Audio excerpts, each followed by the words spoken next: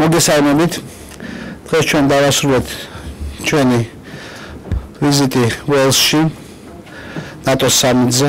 პირველ რიგში მე მინდა მადლობა უთხრა მასპინძელ მხარეს, არაჩვეულებრივად ორგანიზებული და ეფექტური სამიტისთვის.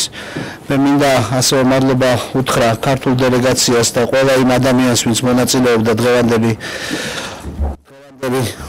შეხვედრის და დღეს გადაგმული ნაბიჯების მიღწევაში.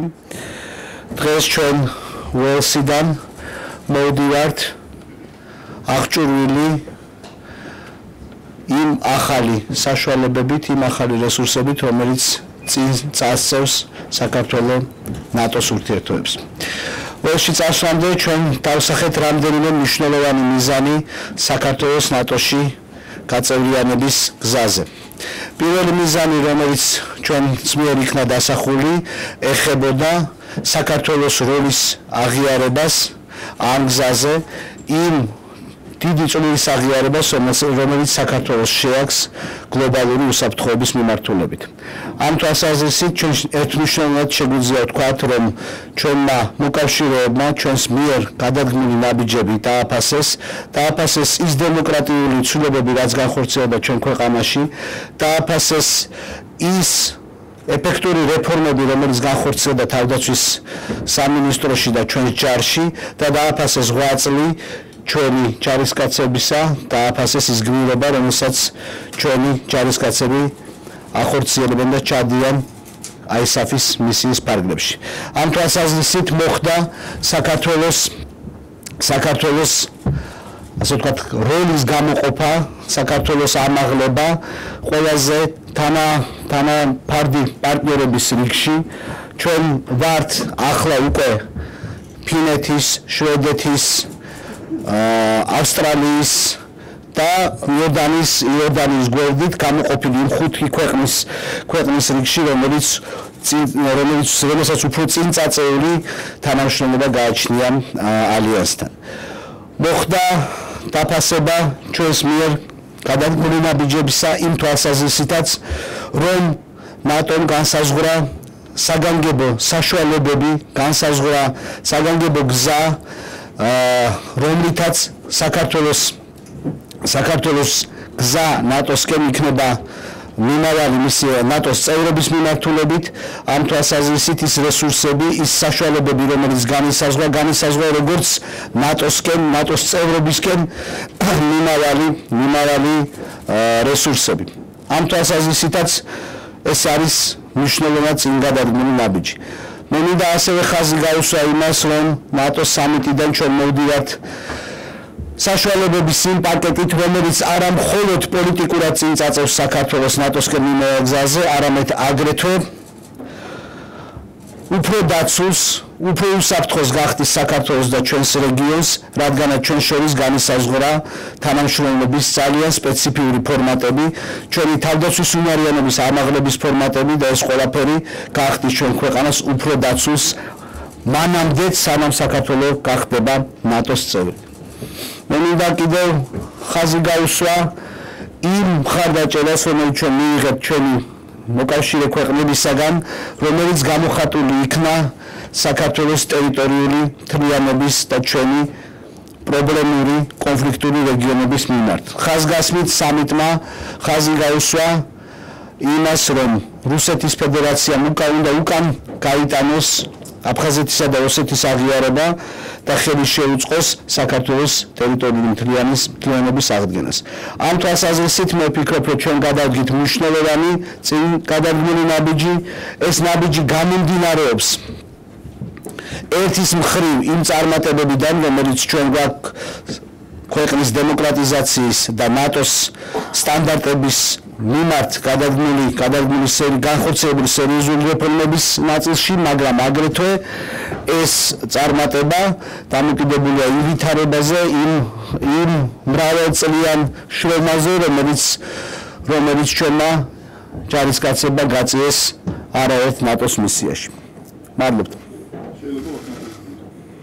როგორ ფიქრობთ, ხوار გააღიზიანებს რუსეთს კობალიკლიკაძე რადიო თავისუფლება ხوار გააღიზიანებს რუსეთს ეს ჩანაწერი რომ საგანგებო პაკეტი უნდა დაეხმაროს საქართველოს გაწევნების სამზადისში ეს პირველი რაკი თქვენ ეს ქვეყნები ჩამოთვალეთ რომლებსაც სხვადასხვა დინამიკა და სხვადასხვა მისწრაფება აქვს ნატოში გაერთიანების ხوار ნიშნავს რომ ეს ლიგა პირველი ლიგა უწოდა თავდაცვის მინისტრმა ამას თუ რაღაცა ერთიანი ლიგა დავარქოთ ერთად უნდა შევიდეს ნატოში თუ ეს მაგალითად ფინეთი რო არ ესწრაფის ნატოს სამწუხაროში და შვედეთში რო ნეიტრალიტეტია საქართველოს შემთხვევაში განსაკუთრებულ ნიშნას გულისხმობს მადლობ კითხვისთვის ეს არის ერთის მხრივ ის რაც ჩვენ აღვნიშნეთ ამ ხუთ ქვეყანასთან მიმართებაში ეს და მე აქ ხაზი გავუსვი იმას რომ ეს მიღწევა სწორედაც რომ ჩვენი თავდაცვის სამინისტროს მიერ განხორციელებული რეფორმებისა და ჩვენი ჯარისკაცების მიერ განხორციელებული სამუშაოს შედეგია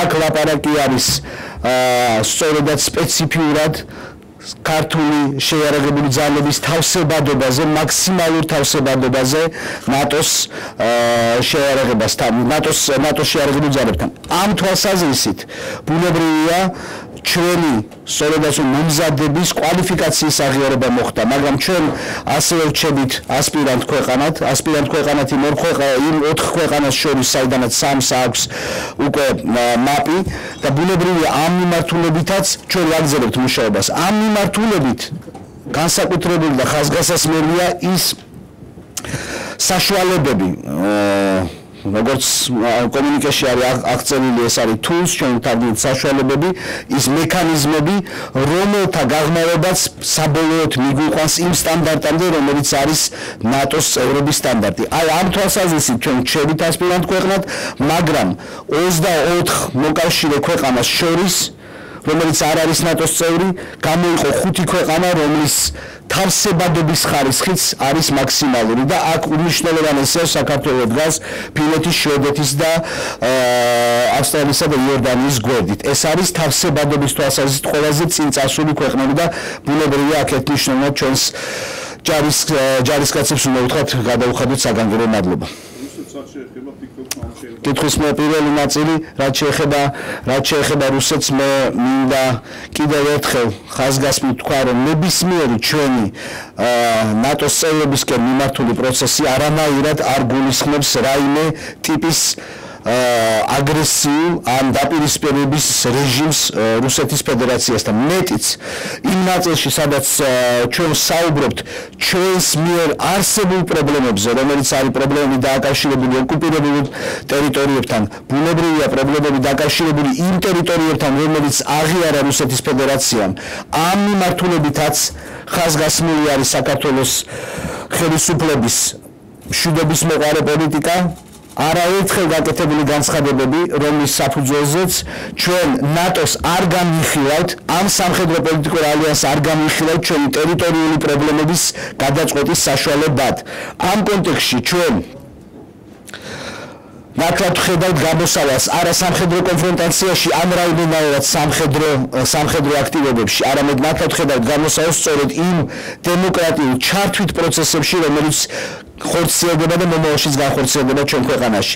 აფხაზეთისა და ოსეთის, აფხაზებისა და ოსების ინტეგრირება ქართულ პოლიტიკურ ერთიან სივრცეში, რომელიც მიისწრაფის ევროატლანტიკური ალიანსისკენ და მიისწრაფის ევროპისკენ, სივრცეში, რომელიც უკვე გახდა ევროპის ასოცირებული წევრი, აი ეს წინაპირობები სწორედ ჩვენი აზრით გვაძლევს შესაძლებლობას, რომ ერთიანი დემოკრატიული წარმატებული ქვეყნის მშენებლობაში ჩავთოთ ჩვენი აფხაზი და ოსი ძმები. შესაბამისად, საქართველოს არ გააჩნია არავითარი აგრესიული პოლიტიკა არც ერთი თავისი მეზობლის მიმართ, შესაბამისად ჩვენ ვერ ვხედავთ ვერანაირ ლოგიკას იმასთან დაკავშირებით, რომ საქართველოს მისწრაფება ევროპისკენ ან ევროატლანტიკური სივრცისკენ იქნა საქმე აგრესიულად ან რაიმენაირად გამაღიზიანებელი იყოს ჩვენი მეზობლობისთვის.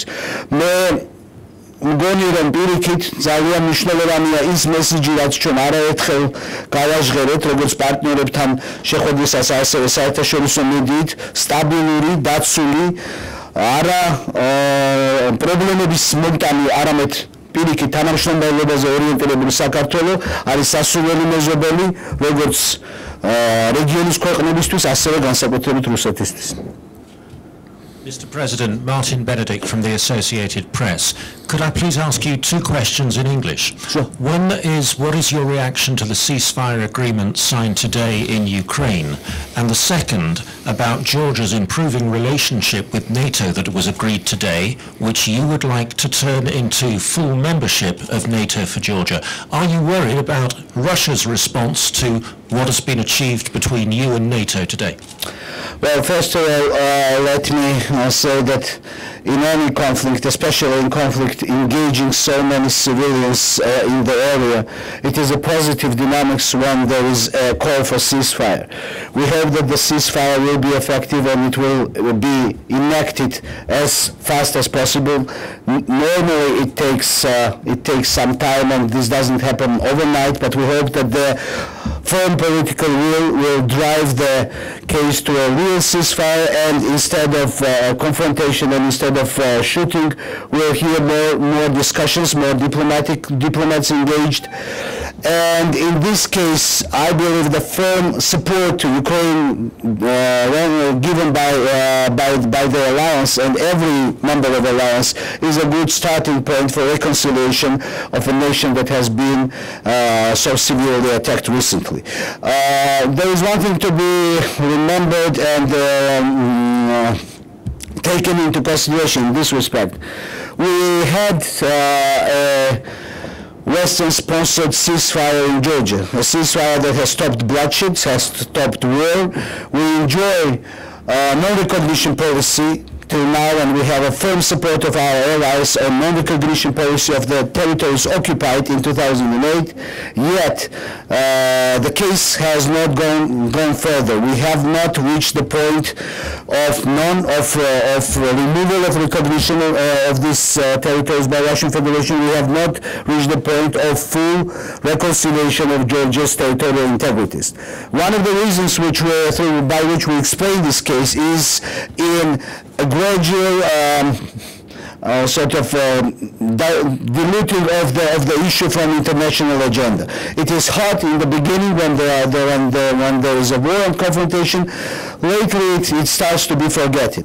I think the Georgian case in 2008 and the repetition of the scenario in 2014 should consolidate international community more firmly, not to forget about this issue in nearest future, but to put and have this case very high on international agenda all the times.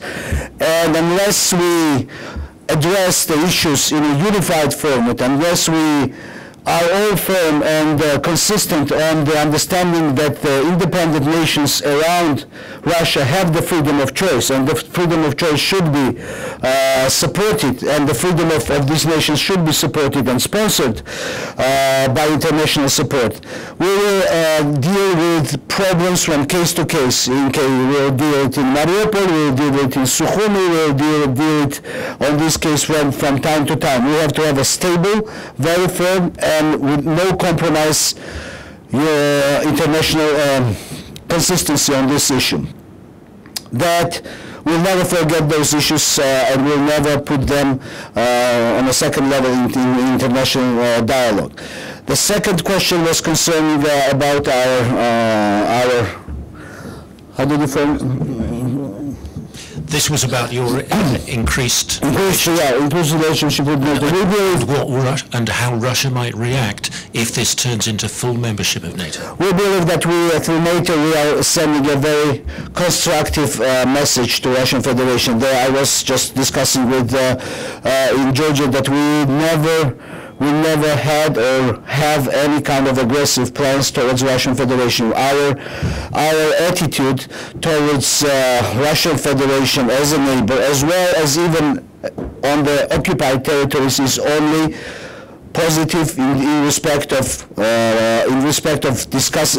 solving issues through peaceful formats and never engaging any kind of military solution on those cases.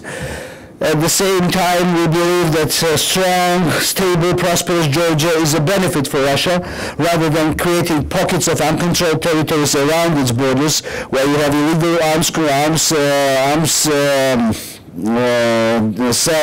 selling of illegal arms, trafficking, and other problems. So in this respect, we feel that we are really by our peaceful intentions, by intentions which are targeted towards a more stable neighborhood, we are giving a very positive message to Russian Federation, and there is no danger whatsoever for Russian Federation in this furthering and broadening of NATO or EU. Let me remind you that neither of the waves of expansion of NATO has caused any concrete problems for Russia. Russia has the most secure borders with its NATO allies. Russia has a very intensive trade relations with its allies from the countries that are in NATO and in EU. And further, Russia even enjoys military cooperation or enjoyed military cooperation and military projects with the countries in NATO. So I don't think that Georgia, with its very peaceful agenda, is going to become any kind of a threat if we don't want to demonize free choice of our nation. Thank you. ბატონო პრეზიდენტო, რახან უელსის სამიტი მაინც დასრულებულია და შეაჯამეთ, თავისუფლებას მივცემ სხვა თემაზე გკითხოთ, კერძოდ საკითხი, რომელიც აინტერესებს მედიას, სად იქნება თქვენი მომავალი ვიზიტი? ანუ იქნება თუ არა ეს ვიზიტი შეერთებულ შტატებში? ახლა იგეგმება შეერთებულ შტატებში, მე მაქვს ვიზიტი აგრეთვე თურქეთში, მაგრამ ჯერ შეერთებულ შტატებში. მოგვარებულია ის უხერხულობა, რომელზეც საუბრობდნენ როგორც თქვათ საგარეო საქმეთა მინისტრი, ასევე მთავრობის სხვა წევრები. მე ხედავ ამის ხერხულობას. მადლობა.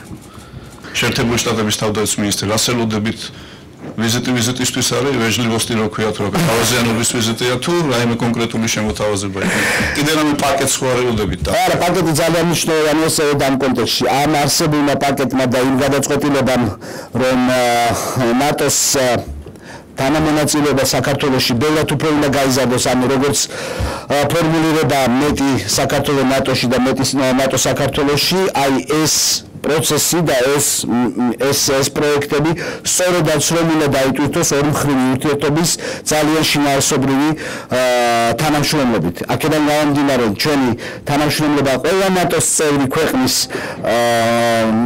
თავდაცვის მინისტრებთან არის უაღრესად მნიშვნელოვანი და ბუნებრივია ამ მიმართულებით იგივეს ვიზიტიც იქნება წინ გადადგმული ნაბიჯი. მადლობა.